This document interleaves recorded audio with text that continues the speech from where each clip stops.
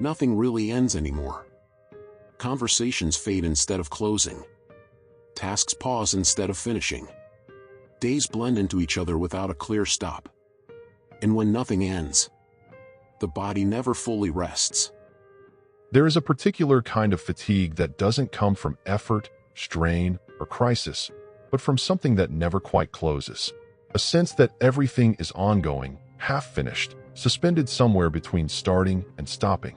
Life doesn't feel overwhelming in sharp waves, but in a constant hum that never fully fades, never fully resolves, and never clearly signals that it is time to rest.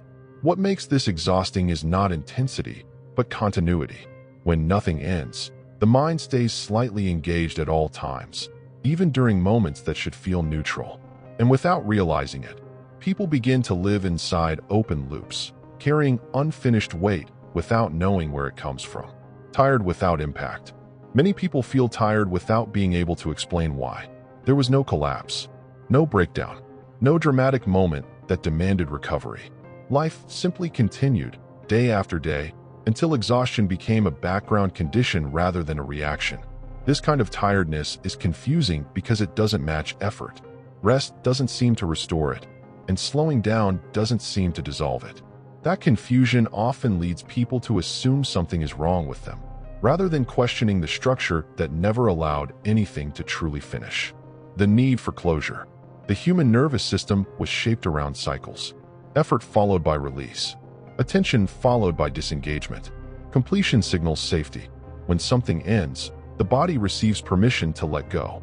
But when endings disappear, that permission never arrives. The system remains slightly activated, waiting for a signal that never comes. And waiting, when prolonged, quietly becomes tension. When everything became transition. At some point, life stopped being composed of moments and became a series of transitions. One thing flowed into the next without pause. Tasks overlapped. Roles blended. Boundaries softened until they were barely perceptible. When everything is transitional, nothing feels complete. And without completion, satisfaction becomes difficult to access, even when nothing appears wrong on the surface. Tasks that never finish. Work no longer ends at a clear moment. Messages remain unanswered without urgency, yet never fully closed. Projects pause instead of concluding.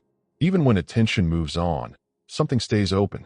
The body doesn't distinguish between important and unimportant loops. It simply registers that something is unresolved. And unresolved states accumulate quietly, creating a constant sense of background pressure. Conversations without closure. Conversations used to end. They had beginnings, middles, and conclusions. Today, many of them fade. They dissolve into silence without clarity. No resolution. No punctuation. What remains is not conflict, but ambiguity. And ambiguity, held long enough, becomes mental noise that never quite settles. Days that don't close.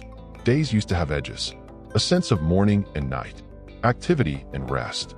Now, days often feel like extensions of each other, connected by screens, thoughts, and obligations that don't respect time.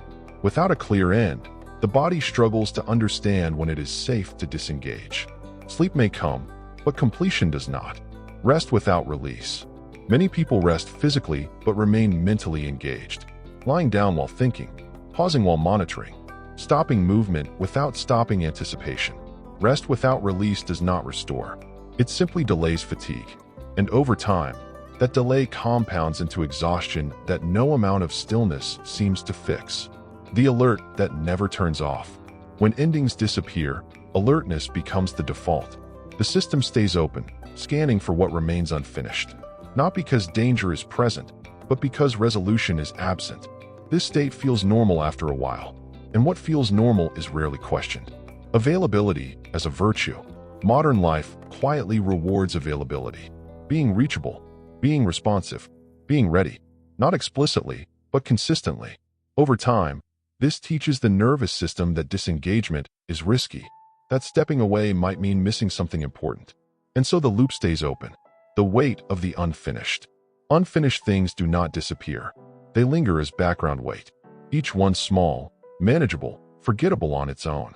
But together, they form a constant load. This load is rarely visible, yet deeply felt. And because it lacks a clear source, It is often internalized as personal weakness rather than structural strain. Fatigue without relief. This kind of fatigue doesn't respond to effort or motivation. It doesn't lift with productivity or discipline. It persists because the conditions that created it remain unchanged. The problem is not doing too much. It is never being allowed to be done. When endings disappeared, somewhere along the way, endings became optional. Completion became rare. Closure became inefficient. And the body adapted to a world that no longer signaled release. That adaptation kept life moving, but it came at a quiet cost. Perhaps exhaustion today is not a failure of endurance, but a response to a life without punctuation. A life that never says this part is over. And perhaps what the body longs for is not less to do, but something to finally end. Because when nothing ends, nothing truly rests. When nothing ends, the body never receives permission to let go. It stays slightly open, slightly alert, waiting for a moment that never arrives. This is not a failure of discipline. It is not a lack of strength. It is the quiet cost of a life without punctuation. Perhaps what many people feel today is not burnout, but the weight of too many things that never truly ended. If this felt familiar, you can share your experience in the comments. And if you want to continue exploring what quietly reshaped the way we live, consider subscribing.